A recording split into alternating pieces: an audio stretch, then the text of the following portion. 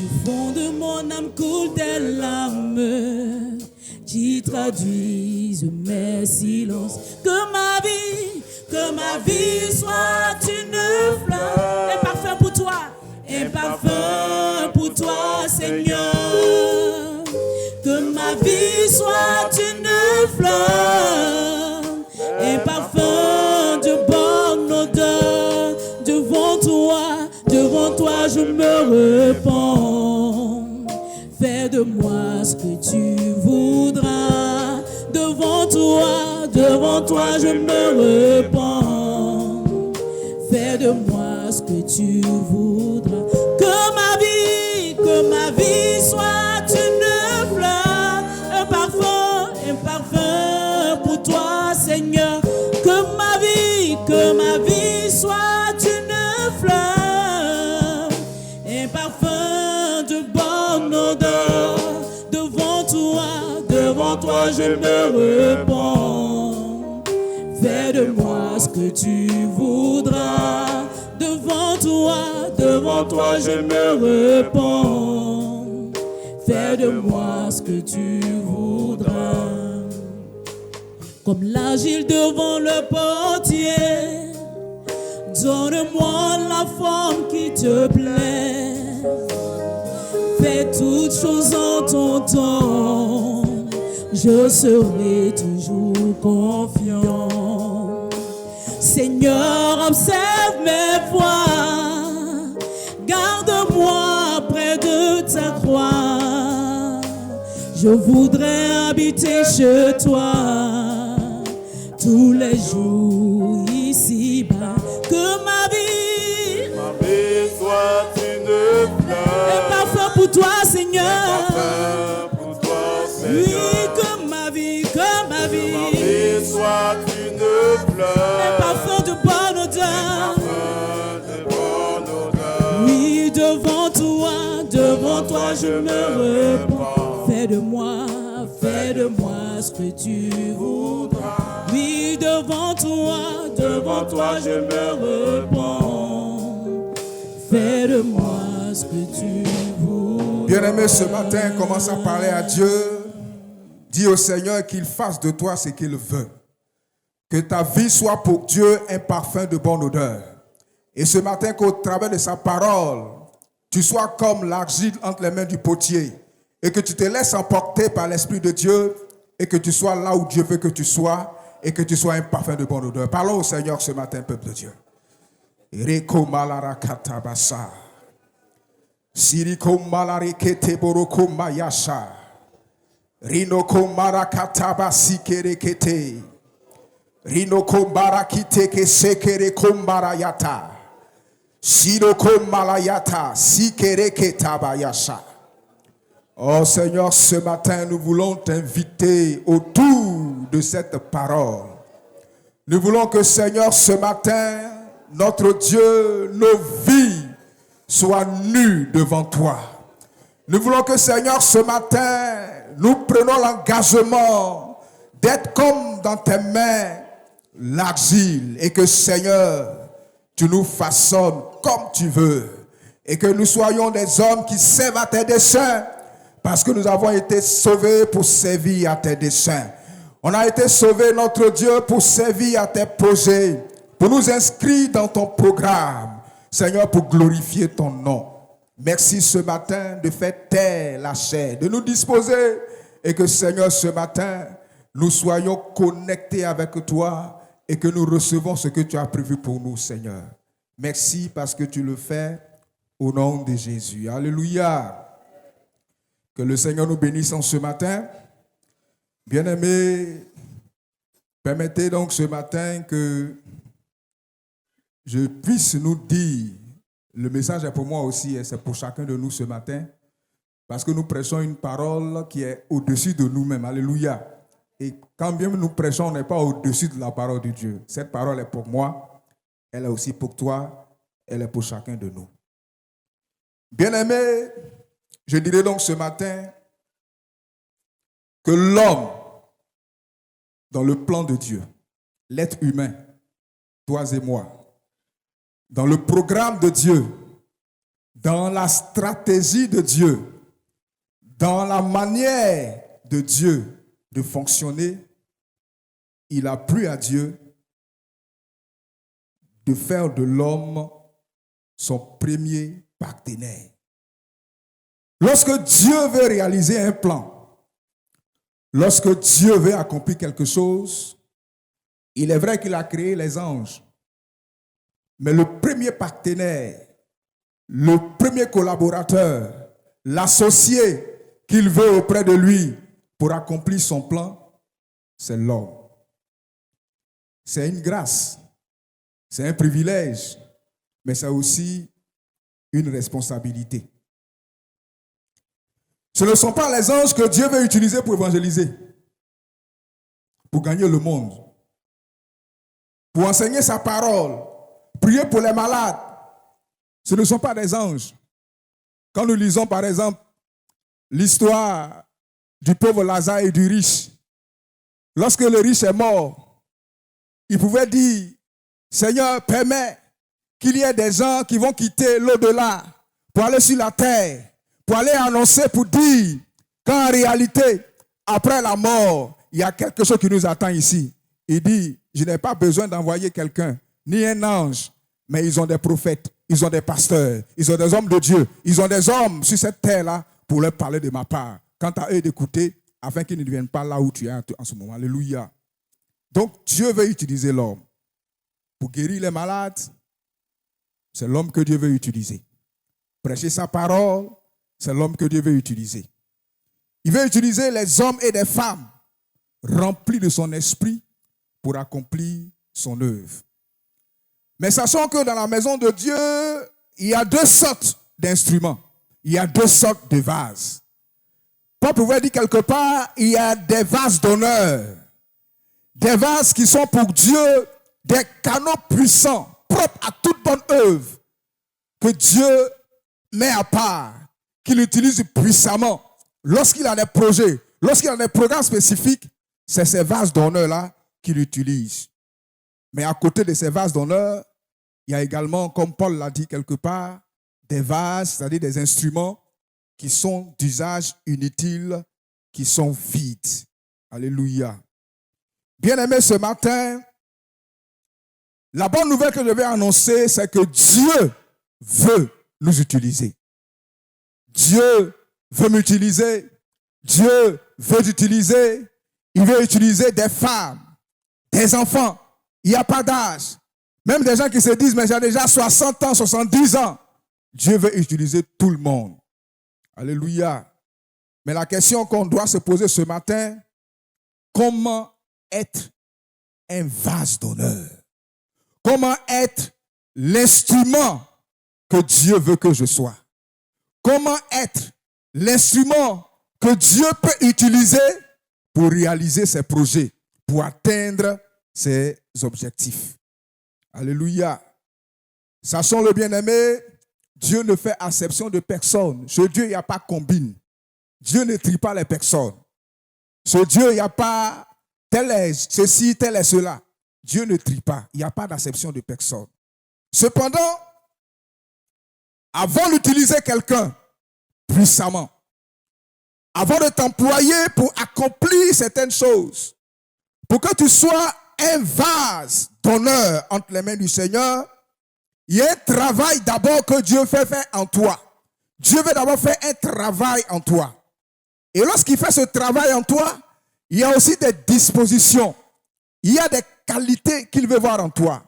Et lorsqu'il a fait ce travail, lorsque tu l'as laissé faire ce travail en amont en toi, et qu'il a trouvé en toi ces dispositions, il a trouvé en toi les qualités qu'il recherche, c'est alors que le Seigneur peut commencer à t'utiliser. Il fait de toi un vase d'honneur. Il te met à part. Ta bouche devient la bouche de Dieu.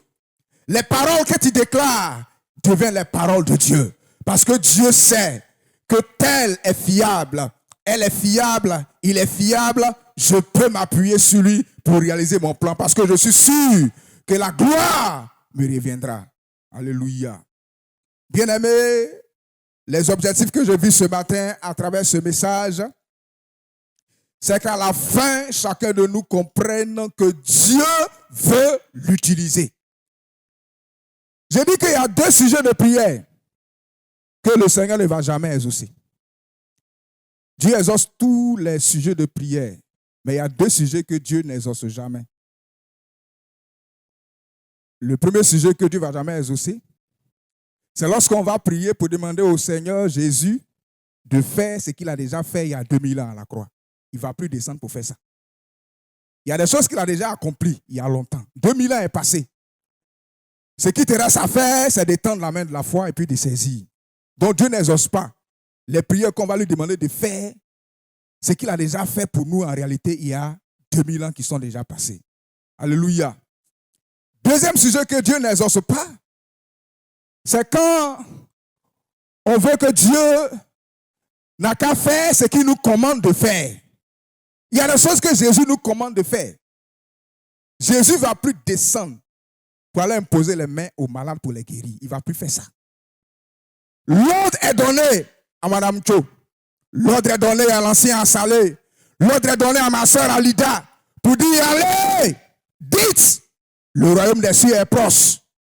Chassez les démons, guérissez les malades, purifiez les lépreux, ressuscitez les morts. C'est le mandat qu'il nous a donné. Il ne va plus descendre pour imposer les mains à un malade. Il veut passer par toi pour guérir les malades.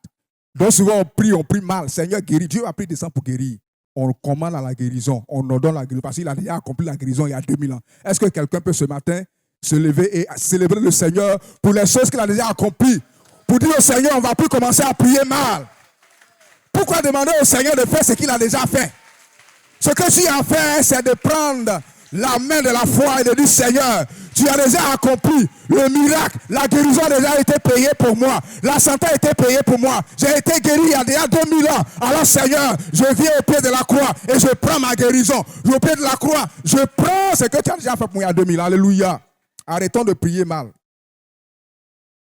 Alléluia. Je veux qu'on comprenne que Dieu veut nous utiliser. Et s'il veut nous utiliser, quelles sont les dispositions qu'on doit prendre? De façon pratique. Quelles sont les qualités que Dieu veut voir au travers de nous? Parce qu'aujourd'hui, on se demande, mais est-ce que c'est Jésus qui a changé? On ne comprend pas. Le Dieu dont on a entendu parler, et c'est Jésus qui nous dit qu'il est le même hier, aujourd'hui et demain, on a l'impression que ce Jésus-là, il a changé. Ce n'est pas Dieu qui a changé, mais c'est les hommes qui ont changé. Ce n'est pas Dieu qui a changé, mais c'est les canaux qui ont changé. Alors s'il y a une révision à faire, s'il y a quelque chose qu'on doit revoir, c'est nous, ce n'est pas Dieu. Sinon Dieu, il est toujours à sa place. Alléluia. Bien aimé, donc le thème que je nous propose ce matin, c'est être l'homme ou la femme que Dieu peut utiliser. Être l'homme ou la femme que Dieu peut utiliser. Alléluia. Nous allons donc ce matin, à travers ce message, explorer les différentes méthodes de travail. Comment Dieu fait d'abord en nous. Il doit faire en nous quelque chose. Et quand il a fait en nous ce qu'il doit faire, quand il a vu en nous les dispositions qu'il veut voir, c'est en ce moment qu'on est éligible, on est qualifié pour être des instruments puissants entre les mains du Seigneur. Alléluia. Alors, bien-aimés, on va ce matin, à travers les textes que nous allons lire, on va aller dans 4 écoles, si le temps le permet. 4 écoles de formation, alléluia. À travers des personnages bibliques que Dieu a utilisés de façon spécifique pour des projets, pour des objectifs spécifiques. Donc, ces 4 personnages, j'allais dire, qu'on va voir ce matin, vont nous servir de 4 écoles de stratégie, de moyens divins, 4 écoles de disposition qu'il faut prendre pour qu'on soit de façon véritable des instruments entre les mains du Seigneur. Alléluia. On va prendre d'abord Actes, le chapitre 9, à partir du verset 1. On ne va pas lire tout le texte, on va prendre quelques parties. Et puis, à la suite de Actes 9, on va également explorer Actes 10, verset 1 à 24. Je vais d'abord commencer avec Actes 9. On va aller à partir du verset 1. Acte 9, à partir du verset 1. Et puis également Acte 10, à partir du verset 1. Ce sont ces 2 textes-là qui vont nous servir de support de base biblique pour découvrir ensemble ce matin le travail que Dieu veut d'abord faire en nous et puis les dispositions qu'il veut voir, les qualités qu'il veut voir au travers de nous avant de commencer à nous utiliser comme il le veut. Cependant, Saul, respirant encore la menace et le meurtre contre les disciples du Seigneur, se rendit chez le souverain sacrificateur. Il lui demanda des lettres pour les synagogues de Damas, afin que s'il trouvait des partisans de la nouvelle doctrine, hommes ou femmes, il les amena liés à Jérusalem. Comme il était en chemin et qu'il approchait de Damas, tout à coup une lumière venant du ciel resplendit autour de lui. Il tomba par terre et il entendit une voix qui lui disait: Saul, Saul, pourquoi me persécutes-tu? Il répondit: Qui es-tu, Seigneur? Et le Seigneur dit: Je suis Jésus que tu persécutes. Il te sera dur de les jambes contre les aiguillons. Tremblant et saisi d'effroi, il dit: Seigneur, que veux-tu que je fasse? Et le Seigneur lui dit: Lève-toi, entre dans la ville, et on te dira ce que tu dois faire. Les hommes qui l'accompagnèrent demeuraient stupéfaits. Ils entendaient bien la voix, mais ils ne voyaient personne. Saul se releva de terre, et quoique ses yeux fussent ouverts, il ne voyait rien. On le prit par la main et on le conduisit à Damas. Il resta 3 jours sans voir, et il ne mangea ni ne but. Or, soulignez ça très bien, il y avait à Damas un disciple nommé Ananias. Le Seigneur lui dit dans une vision: Ananias! Il répondit: Me voici, Seigneur. Et le Seigneur lui dit: Lève-toi, va dans la rue qu'on appelle la droite et cherche dans la maison de Judas un nommé Saul de Tarse. Car il prit et il a vu en vision un homme du nom d'Ananias qui entrait et qui lui imposait les mains afin qu'il recouvrât la vue. Ananias répondit: Seigneur, j'ai appris de plusieurs personnes tout le mal que cet homme a fait à tes saints dans Jérusalem. Et il a ici des pouvoirs de la part des principaux sacrificateurs pour lier tous ceux qui invoquent ton nom. Mais le Seigneur lui dit: Va, car cet homme est un instrument que j'ai choisi pour porter mon nom devant les nations, devant les rois et devant les fils d'Israël. Et je lui montrerai tout ce qu'il doit souffrir pour mon nom. Ananias sortit, et lorsqu'il fut arrivé dans la maison, il imposa les mains à Saul en disant: Saul, mon frère, le Seigneur Jésus qui t'est apparu sur le chemin par lequel tu venais m'a envoyé pour que tu recouvres la vue et que tu sois rempli du Saint-Esprit. Au même instant, il tomba de ses yeux comme des écailles et il recouvra la vue. Il se leva et il fut baptisé. Et après qu'il eut pris la nourriture, les forces lui revinrent. Saul resta quelques jours avec les disciples qui étaient à Damas, et aussitôt il prêcha dans les synagogues que Jésus est le Fils de Dieu. Tous ceux qui l'entendaient étaient dans l'étonnement et disaient: N'est-ce pas celui qui persécutait à Jérusalem ceux qui invoquaient ce nom? Et n'est-il pas venu ici pour les amener liés devant les principaux sacrificateurs? Dieu a changé son projet. Alléluia. Rapidement, acte 10. Verset 1. Il y avait à Césarée un homme nommé Corneille, centenier de la cohorte dite italienne. Cet homme était pieux et craignait Dieu avec toute sa maison. Il faisait beaucoup d'aumônes au peuple et priait Dieu continuellement. Vers la 9e heure du jour, il vit clairement dans une vision. On est dans une affaire de vision. Il vit clairement dans une vision un ange de Dieu qui entra sur lui et qui lui dit, Corneille. Les regards fixés sur lui et saisi d'effroi, il répondit, qu'est-ce Seigneur? Et l'ange lui dit, tes prières et tes aumônes sont montées devant Dieu et il s'en est souvenu. Envoie maintenant des hommes à Jopé et fais venir Simon, surnommé Pierre. Il est logé sur un certain Simon, corroyeur, dont la maison est près de la mer. Dès que l'ange qui lui avait parlé fut parti, Corneille appela 2 de ses serviteurs et un soldat pieux d'entre ceux qui étaient attachés à sa personne. Et après les avoir tout raconté, il les envoya à Jopé. Le lendemain, comme ils étaient en route et qu'ils approchaient de la ville, Pierre monta sur le toit vers la 6e heure pour prier. Il eut faim et il voulut manger. Pendant qu'on lui préparait à manger, il tomba en extase. Il vit le ciel ouvert et un objet semblable à une grande nappe attachée par des 4 coins qui descendaient et s'abaissaient vers la terre, et où se trouvaient tous les quadrupèdes et les reptiles de la terre et les oiseaux du ciel. Et une voix lui dit, lève-toi Pierre, tue et mange. Mais Pierre dit, non Seigneur, car je n'ai jamais rien mangé de souillé ni d'impur. Et pour la seconde fois, la voix se fit entendre à lui. Ce que Dieu a déclaré pur, ne le regarde pas comme souillé. Cela arriva jusqu'à 3 fois. Et aussitôt, après, l'objet fut retiré dans le ciel. Tandis que Pierre ne savait en lui-même que penser du sens de la vision qu'il avait eue.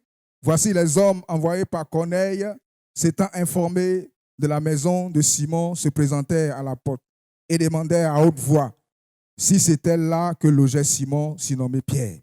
Et comme Pierre était à réfléchir sur la vision, l'Esprit lui dit, voici 3 hommes te demandent, lève-toi, descends et pars avec eux, sans hésiter, car c'est moi qui les ai envoyés. Pierre donc descendit et il dit à ces hommes, voici je suis celui que vous cherchez. Quel est le motif qui vous amène? Il répondit, Corneille, centenier, homme juste et craignant Dieu, et de qui toute la maison des Juifs, la nation des Juifs rend un bon témoignage, a été divinement averti par un saint ange de te faire venir dans sa maison et d'entendre tes paroles. Pierre donc les fit entrer et les logea le lendemain. Il se leva et partit avec eux. Quelques-uns des frères de Jopé l'accompagnaient. Alléluia. On va commenter la suite dans le courant de cette prédication. Alléluia. Bien aimé, je vous l'ai dit avant de commencer, nous allons ce matin aller, il est 11h17. On va faire l'effort. Avant midi, on va finir. Alléluia. Nous allons aller dans 4 écoles. Alléluia. 4 écoles pour ce matin découvrir. Je vous ai dit, Dieu veut d'abord faire un travail en nous. Il veut voir en nous des dispositions. Il veut voir des qualités. Et lorsqu'il a fait ce travail en nous, parce que si ce travail n'a pas encore été fait, tu seras un mauvais instrument. Et tu seras un danger dans la main du Seigneur. Alléluia. Plus que de servir à la gloire de Dieu, tu seras une bombe atomique dans la main du Seigneur. Oh, Dieu ne veut pas qu'on soit des bombes, il veut qu'on soit de bons instruments. Alléluia. Alors nous allons aller dans cette première école. C'est l'école de Paul. Comme on l'a lu dans le chapitre 9 du livre des Actes. Bien-aimé, comment le Seigneur, qu'est-ce que Dieu a fait d'abord dans la vie de Paul?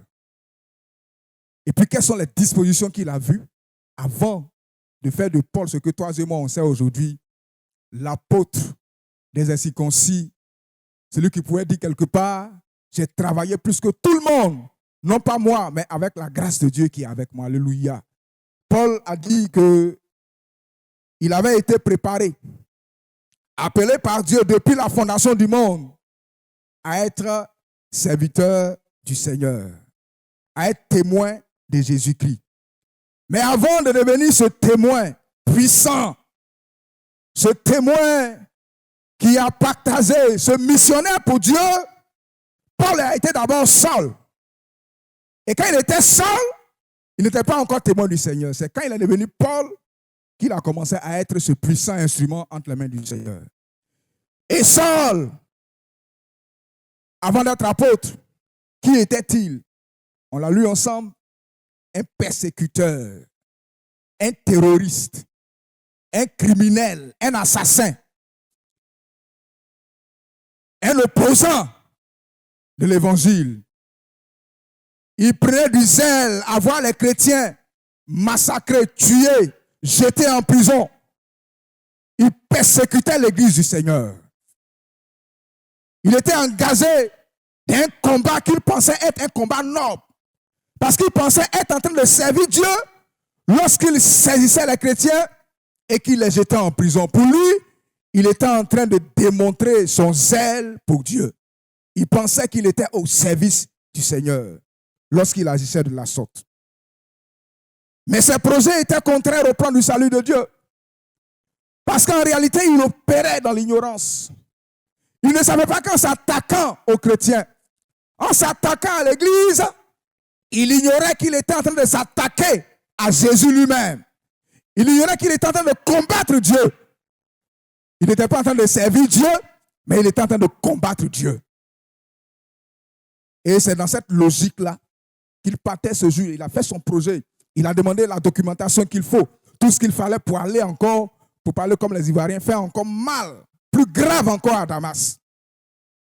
Mais ce jour-là, depuis son trône de gloire, Jésus va regarder cet homme parce que Jésus l'a estimé. On ne sait pas quelle prière les chrétiens adressaient au Seigneur. Peut-être, Seigneur, tue-le. Seigneur, enlève-le. Mais Dieu n'agit pas comme nous on agit. Alléluia. Dieu choisit une autre démarche. Dieu choisit une autre stratégie. Il a vu dans ce monsieur-là qui a du potentiel. Il a vu que ce monsieur-là, il aime faire les choses à fond. Ce monsieur-là, j'ai besoin de lui. Alors son présent-là, c'est vrai, c'est un fait. Mais je le vois dans le futur. Ce qu'il pourra faire pour moi, ce qu'il pourra être pour moi, parce que ce monsieur-là, je dois l'utiliser. Alors ce jour-là, pendant qu'il partait à Damas, Jésus, depuis son trône de gloire, va dire, mon frère, trop c'est trop. Tu as trop fait. Aujourd'hui, là, c'est ton terminus. Alors, le Seigneur se révèle à Paul sur le chemin de Damas, j'allais dire, en chemin pour aller exécuter son plan. Le grand Paul, le dur Paul, le canqué Paul. Lorsque Jésus se révèle à lui, il a dit que Paul tomba. Paul s'est écroulé. Il n'a pas pu retenir ses pieds devant l'éclat de la lumière qui a brillé dans ses yeux. D'ailleurs, même quand il a vu la lumière, là, il a perdu la vue. Le grand Paul, prêtez-moi le terme ivoirien, il prend sol. Il est KO, il est débet, tombe. Il ne comprend rien dans cette histoire. Moi, le dur Paul, grand théologien de mon état, qui peut, moi, m'influencer de cette façon-là? Et ce jour-là, lorsque Paul tombe, regardez les paroles qui sortent par la suite. Ce ne sont pas les paroles de guerriers. Hein. Ce n'est pas les paroles de bluffeurs. Ce n'est pas les paroles de Faro. C'est les paroles de quelqu'un qui est vaincu. Il a perdu réseau. Il dit, Seigneur, qui es-tu? Je suis où même? Il ne sait même pas où il est. Et il demande, que veux-tu que je fasse? Paul est vaincu. Paul est brisé. Ce jour-là, toute sa théologie, parce que Paul, si tu le prends sur le terrain de la théologie, là, mon frère, tu perds ton temps. Il connaît la théologie là que toi. Tu ne peux pas la voir là-bas. Mais lorsque Jésus s'est révélé à lui ce jour-là, il n'a pas discuté. Il voulait sortir de cette histoire-là. Il voulait sortir de ce pétrin-là. Qui es-tu et puis qu'est-ce que tu veux que je fasse? Et c'est là que le Seigneur se révèle pour dire, je suis l'église que tu persécutes. Désormais, cette église que tu persécutes là, tu ne vas plus la persécuter. Parce que je me révèle à toi pour te dire que les frères que tu attaques, les sœurs que tu attaques, les églises que tu fais brûler, les synagogues que tu fais brûler, Tu es en train de t'attaquer à moi. Mais je pardonne, je fais grâce. D'ici là, je vais t'utiliser puissamment pour ma gloire. Alléluia. Paul est tombé. Il a dit, il a passé 3 jours. Il était en prière, en train de jeûner. Prier. Que veux-tu que je fasse? Seigneur, en tout cas, sors-moi de cette situation. Je ne vois pas clair. Tomber dans la repentance. Prier pour demander la grâce de Dieu, comme Jonas dans le ventre du poisson. Seigneur, secours-moi. Alléluia. Avant d'arriver à la deuxième école, qu'est-ce qu'on retient de l'école de Paul? Bien-aimé, Dieu ne peut pas t'utiliser, l'ancien l'a dit, si tu n'es pas passé par le brisement. Tant que ton moi, ton caractère n'est pas brisé, tu n'es pas éligible pour être un vase d'honneur entre les mains du Seigneur. Jésus a d'abord pris le temps de briser ce monsieur-là. Il n'a pas dit il est dur. Il fallait que Jésus d'abord le brise. Il enlève la force qu'il pensait avoir. Ce jour-là, ce qu'il partait faire, il a tout oublié. Il partait tuer les chrétiens, mais ce jour-là, projet les morts là. Pour lui qu'il y a quelqu'un au-dessus de toi qui est capable de renverser les projets des hommes. Il y a quelqu'un au-dessus de toi qui est capable de te rendre aveugle. Il y a quelqu'un au-dessus de toi à qui on ne doit pas toucher. Si tu menaces ses intérêts, tu auras affaire. Il a rencontré ce Dieu redoutable. Brisement total. Paralysé, aveugle. Il est devenu petit comme ça, en bas de Dieu. Et c'est lui maintenant qui supplie. Seigneur, je sais que je suis allé trop loin. Là où je suis arrivé, là, ce que tu veux que je fasse, c'est ce que je vais faire. Pour dire au Seigneur, tous ces projets, considère que l'ancien Saul, là, il est mort. Où je suis arrêté, là, je suis à ton service. Qu'est-ce que tu veux que je fasse? Si tu me dis va à gauche, je vais à gauche. Si tu dis va à droite, je vais à droite. Ma volonté, là, ça ne compte plus. C'est ta volonté, là, qui compte pour moi. Si tu n'es pas arrivé à cette dimension avec le Seigneur, tu n'es pas éligible. Parce que là encore, tu vas discuter. Tu vas philosopher. Tu vas chercher à avoir raison. Est-ce que tu as le droit de venir empêcher mon projet que je vais exécuter? Est-ce que tu as le droit de venir comme ça, tomber sur moi en plein midi là, et puis mon nid comme ça? Il était avec ces hommes. Ils ont vu leur patron en train de tomber, en train de se couler. On dit, ils ont entendu la voix, mais ils n'entendaient rien. C'est lui, excusez-moi du terme, c'était un colo avec le Seigneur. Un dialogue direct. C'est lui seul qui entendait. Dans son oreille, Dieu seul parle. Les autres, ils entendaient les bruits, mais ce que les deux étaient en train de dire là, ils ne pouvaient pas voir qui parlait, mais c'est lui seul qui voyait. Il savait ce qu'il vivait. Alléluia. Il faut que Dieu nous brise. Tant qu'on n'est pas passé par le brisement, frère, dis à ton frère, tu n'es pas encore éligible. Ou, si on marche sur ton pied, on a eu affaire. Excusez-moi de le dire ce matin, pardonnez mon péché.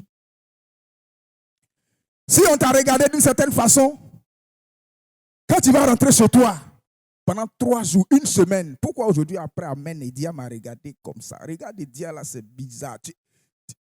Tu n'es pas encore mort. Tu n'es pas encore brisé. Si quelqu'un t'a donné une paire d'Égypte, toi tu donnes 100 en retour. Il n'y a pas pardon chez toi. Pour toi là, c'est œil pour œil, dent pour dent. La chair est au contrôle. C'est l'émotion, réaction directe. Quand on te tape, on réagit en même temps. On te touche, tu mords. Il n'y a pas de demi-mesure. Bien-aimé, tu n'es pas encore éligible. Dieu a vu Moïse. Moïse était dans ce cas. Moïse a grandi dans la maison de Pharaon. Dans tous les privilèges, il a étudié. Il était bon. Il a étudié tout ce qui est art magique, rempli de... Il pensait que c'est avec ça qu'il allait délivrer Israël. Et il avait la force. Il voit un Égyptien en train de maltraiter son frère. Il dit, mais toi, de quel droit, toi, tu te prends en train de maltraiter mon frère? On a tué le monsieur là. Il dit, j'ai fini avec toi aujourd'hui. Son cœur a été gros comme ça. Il a tué et puis il a enterré le monsieur. Et quand il a enterré le monsieur, il pensait que c'était fini, mais l'affaire est remontée à l'oreille du roi pour dire, ah, donc toi, tu verras. Qu'est-ce qui s'est passé? Désert. Dis à ton frère, désert. il s'est retrouvé dans le désert. Le prince est devenu berger derrière les moutons. 40 ans dans le désert. Lui qui était patron là-bas, il allait avoir un patron sous le leadership de Jéthro. Et c'est après ce désert-là, Moïse qui avait confiance en lui-même. Lorsque le Seigneur se révèle à lui encore, cette fois-ci, il dit, Seigneur, moi je suis qui pour aller devant Pharaon, pour aller dire, il faut laisser... Il a compris qu'il n'était rien. Il a compris que c'est Dieu qui utilise pour accomplir ses desseins. Il fallait qu'il aille à l'école. L'école du désert, l'école du brisement. Bien aimé, tant qu'on n'a pas été brisé, on ne peut pas être utile au Seigneur. Ou on a du mal. Parce que l'ancien l'a dit, il a dit, mais l'ancien est en train de prêcher mon message. On va te faire des choses qui vont te faire mal. Dieu est en train de tester. Dieu est en train de te prouver. Est-ce que tu es éligible? Est-ce que tu peux être qualifié? Mais si tu n'arrives pas à contrôler la serre, si la colère a encore raison de toi, Dieu regarde et dit non, il n'est pas encore qualifié. Et souvent, Dieu il est Dieu. Hein? Quand on ne comprend pas vite les choses, il prolonge notre désert. Mais quand tu comprends vite les leçons, mon frère Kofi, tu es avec moi? Il faut me suivre. Voilà. Quand les enfants comprennent les leçons vite en classe, quand tu viens, est-ce qu'on fait révision? On dit, bon, écoute, on passe à un nouveau chapitre. Mais quand tu te rends compte que la leçon n'a pas été bien scellée, tu fais quoi? Tu fais la révision. Chez nous, en anglais, on parle de activation. Tu fais activation. Tu viens activer encore pour être sûr qu'ils ont compris. Donc, quand on ne comprend pas là, tu vas rester dans le désert là. Mais si tu comprends vite, ton désert va finir vite. Si tu comprends vite les leçons de Dieu, tu vas avancer. Mais souvent, on ne veut pas comprendre. C'est pourquoi on est là. Notre désert là, ça dure. Mais depuis là, Dieu veut tourner la page, mais tu n'as pas encore compris qu'il est en train de te briser. Il est en train de te transformer. Il est en train de te former. Il est en train de te préparer. Parce qu'il veut faire de grandes choses avec toi. Ce que tu es en train de voir là n'a rien à voir avec la gloire. Regarde, je vois quelqu'un que Dieu va utiliser puissamment. Mais Satan veut t'empêcher d'entrer dans cette dimension. Ce sont des pièges. Il va utiliser la colère. Il va utiliser des provocations. Il va utiliser des rancunes pour dire ça, il ne faut pas pardonner. Et puis il te dit dans l'oreille, ça là, quand on est homme, on ne pardonne pas ça. On rend pour montrer que tu es garçon. Et toi aussi, tu écoutes ces voix-là, et puis tu es là.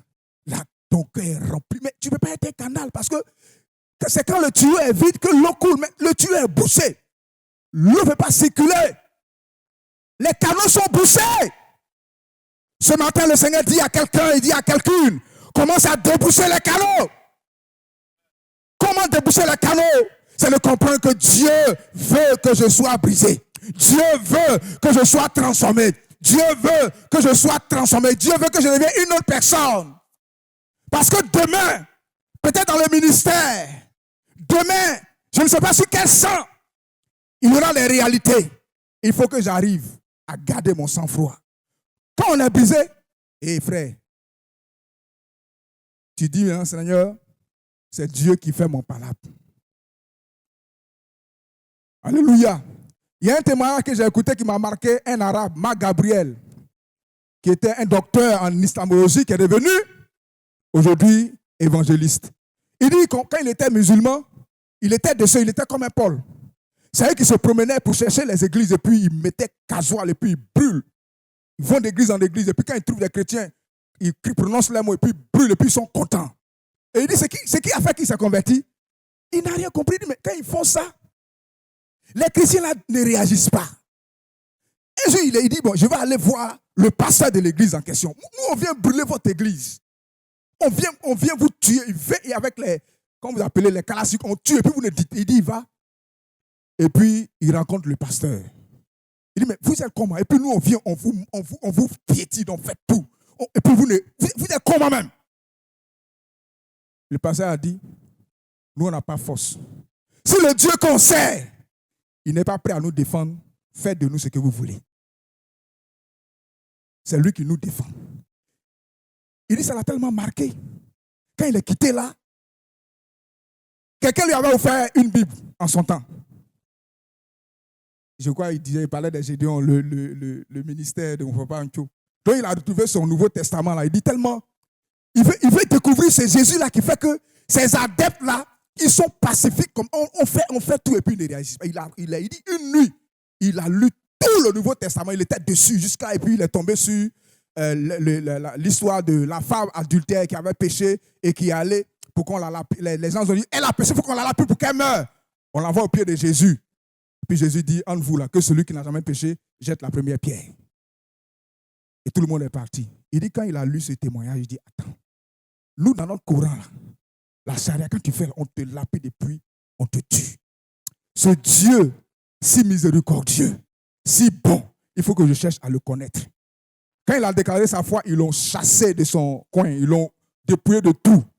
Mais il a cherché une église en question, il s'est converti. Aujourd'hui, Marc Gabriel prêche l'évangile, il prêche la miséricorde, il prêche l'amour de Dieu, il prêche que Dieu est bon, il prêche que Dieu est doux. Frère, la passivité, la douceur, parce que quand on fait nous-mêmes notre parole à Dieu, est-ce que quelqu'un qui a force là, qui va prendre sa défense? Ou bien frère, quand on a trop force, il n'y a pas quelqu'un qui prend ta défense. Souvent là, quand on était tout petit, on a deux camarades là, leur bouche. Moi là, le jour ils sont en train de le frapper, tu le vois, tu passes. Il n'a pas dit, il n'a qu'à se défendre. Mais celui qui fait pitié, qui sait qu'il n'a pas force, Dieu prend son palabre, Dieu charge son palabre. Palabre de Dia devient palabre de Dieu. Palabre de Taco devient palabre de Dieu. Parce que Dieu sait que Taco là, c'est sur moi, il compte. Sa force se trouve en Dieu. Donc Dieu va te briser pour que tu puisses comprendre que l'Éternel est ma force.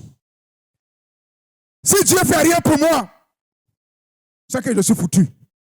Dieu est ma force. Et quand on commence à regarder à Dieu de cette façon, où on est brisé totalement, le Seigneur dit, il est éligible, elle est éligible, je peux l'utiliser puissamment pour ma gloire. Dis à ton frère, sois brisé au nom de Jésus. Alléluia. Alors, il y a également l'école de l'humilité, toujours dans la vie de Paul. Regardez, le grand Paul, et puis c'est le petit Ananias, je ne sais pas à qui il ressemblait, qui vient. Et puis, il dit, Dieu m'envoie venir t'imposer les mains.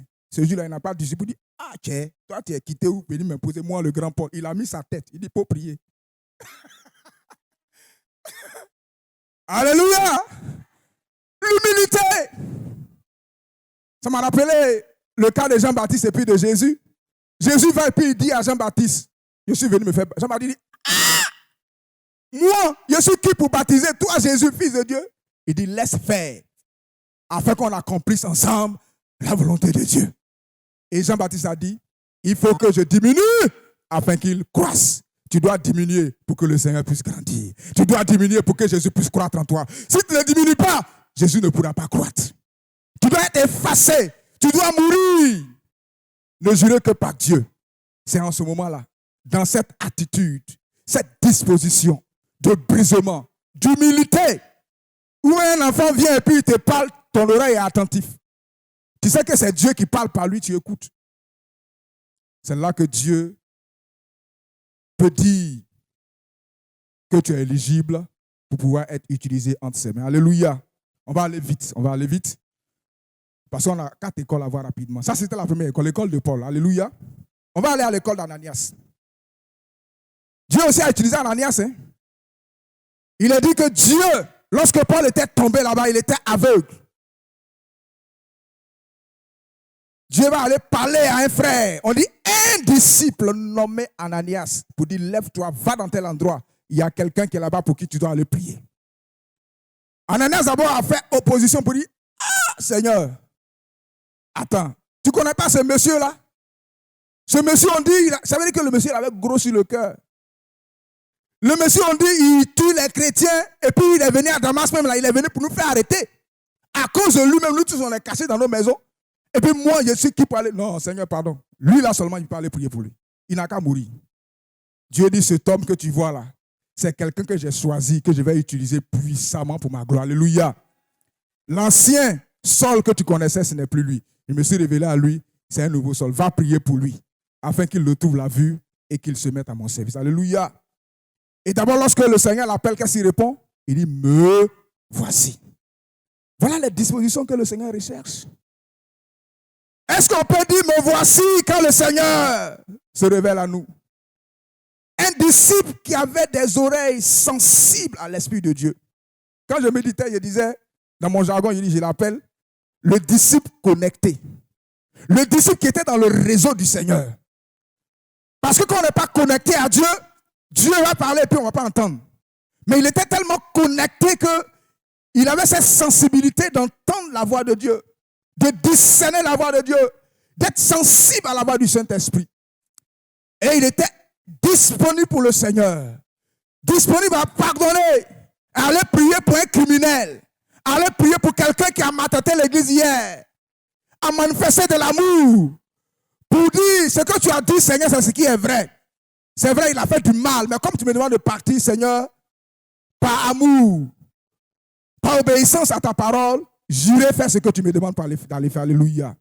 Voilà des dispositions que tu recherches. Me voici. Connecté au Seigneur. Il était à son poste. C'est dans ces conditions qu'on entend la voix de Dieu de façon distincte. Excusez-moi, cher frère. Aujourd'hui, l'église, il y a un enfant rare de l'église aujourd'hui, qui est ce qu'on appelle la disposition, la prière, le jeûne. Les chrétiens, on dort trop. On mange trop. On se promène trop. On regarde trop la télévision. On regarde trop les choses bizarres. On n'a pas le temps pour être dans la présence du Seigneur, pour capter les signaux de Dieu, pour capter les voix du Seigneur, pour entendre les programmes de Dieu, pour nous inscrire dans les plans de Dieu. Quand Dieu vient, là où vous allez nous trouver pour nous parler, on n'est pas là. Dieu vient te rendre visite pour te communiquer un programme, pour te communiquer une mission. Et puis il vient, tu es couché. Pas que c'est mauvais de dormir, mais tu es devenu tellement malocot que tu es en train de dormir, en train de ronfler comme un bœuf. La vision là te dépasse parce que tu n'es pas dans les dispositions qu'il veut. Réveillons-nous, frères. Soyons connectés au réseau de Dieu. Tu as le réseau MTN, c'est pas mauvais. On a Internet, il y a des gens qui ne désactivent jamais leur WhatsApp. Ils sont connectés 24 heures sur 24. On dirait unité là et ils n'achètent pas. Ils sont connectés. Connectés sur quoi? Réseaux sociaux, regardez n'importe quoi. Frère, déconnecte-toi et puis connecte-toi au Saint-Esprit. Connecte-toi au ciel. Connecte-toi au réseau céleste. Tends ton oreille au ciel pour dire, mais qu'est-ce que Dieu veut faire aujourd'hui pour son église? En ces temps les derniers, quel est le programme de Dieu? De telles personnes, vous pensez que c'est des gens qui font n'importe quoi? C'est des gens de prière. Il était dans la présence de Dieu. Certainement en train de prier pour dire, Seigneur, regarde la persécution que l'église traverse. Seigneur, regarde les temps sombres de l'église. Seigneur, que veux-tu qu'on fasse? Éternel intervient. Dieu a vu qu'il était éligible et Dieu lui a parlé parce que Dieu savait qu'il était disponible. Frère, soyons connectés au ciel. Déconnectons-nous un peu du monde. Je n'ai pas dit de ne pas travailler. Frère, on est tous des bosseurs, des travailleurs. Mais il faut que ton esprit soit connecté à l'Esprit de Dieu. Il faut que ton esprit, tes pensées soient fixées sur Dieu un instant.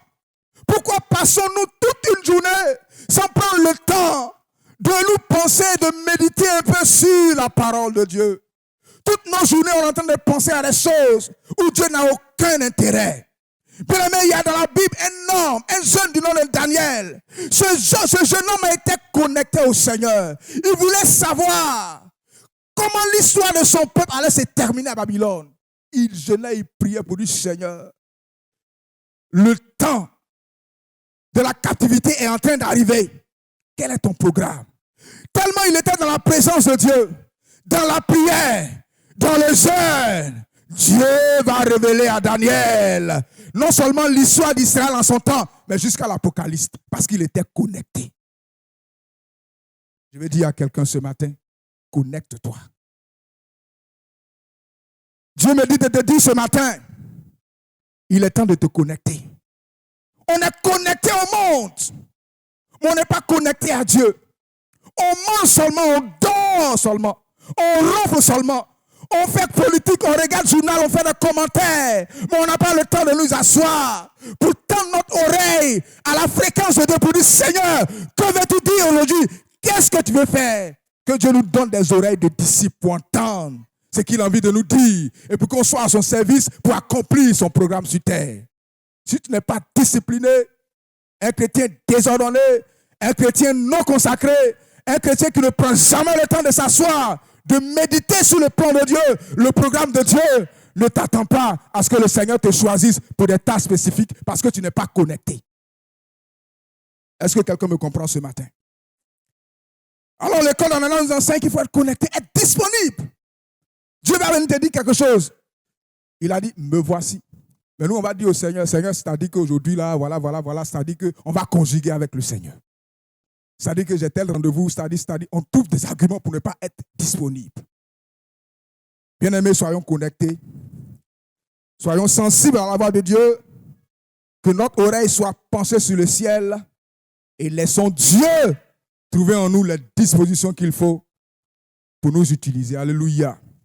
Rapidement, on va dans l'école de Pierre, on ne va pas être long. Pierre aussi, c'était un théologien. Pierre, dans sa tête, le salut, là, c'est pour les juifs seulement. Les non-croyants, les non-juifs, là, la grâce, là, ce n'est pas pour eux. Ils sont impurs. Ils n'ont pas le droit de s'approcher. Il était toujours dans l'Ancien Testament. Il fallait que Dieu se révèle à lui.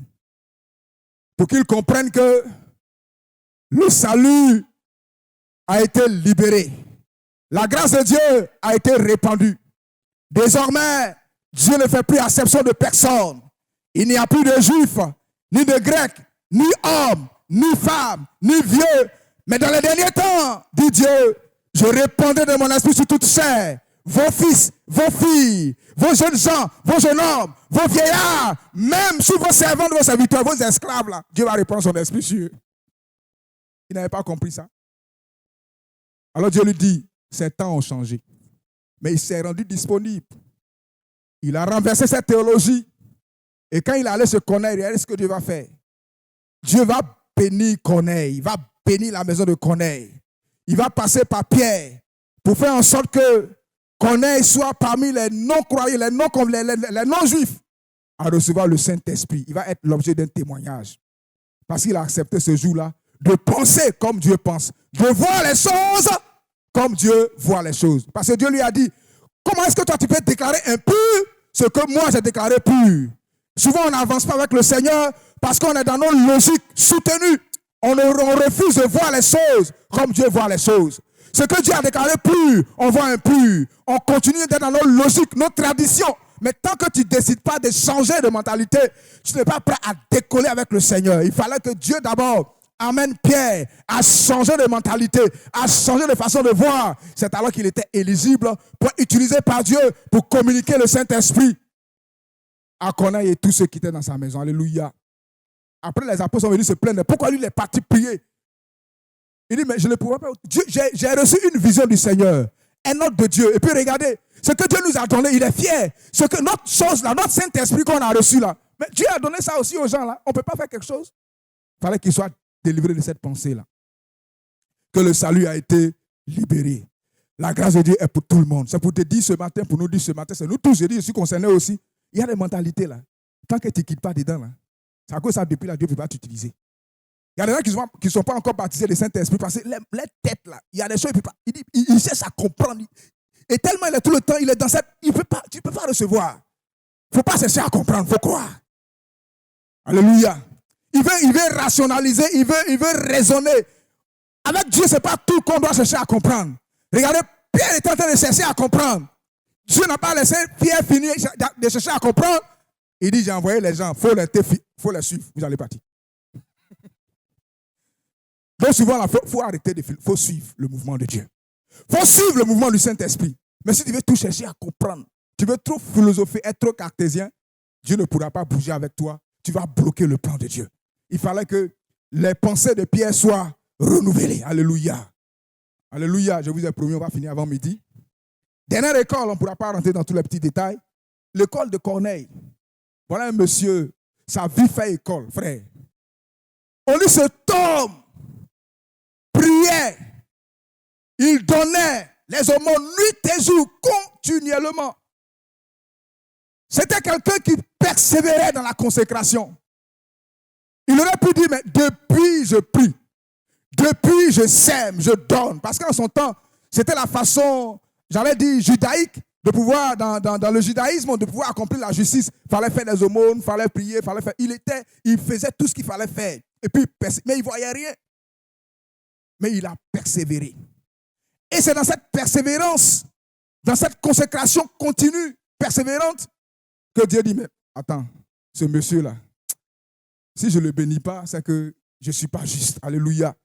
Alors Dieu se révèle à Corneille pour dire, Corneille, tes prières et tes aumônes sont montées jusqu'à Dieu et Dieu s'en est souvenu. Bien-aimé, Dieu se souvient de la consécration continue, la persévérance dans l'œuvre de Dieu. Même si aujourd'hui tu fais, tu ne vois rien. Tu dis, mais Seigneur, il y a longtemps que je prie, il y a longtemps que je sème, je fais ceci, je ne vois rien. Dieu dit, c'est par la foi et la persévérance qu'on hérite des promesses. Par la foi et la persévérance qu'on reçoit la visitation de Dieu. Alléluia. Souvent, on échoue.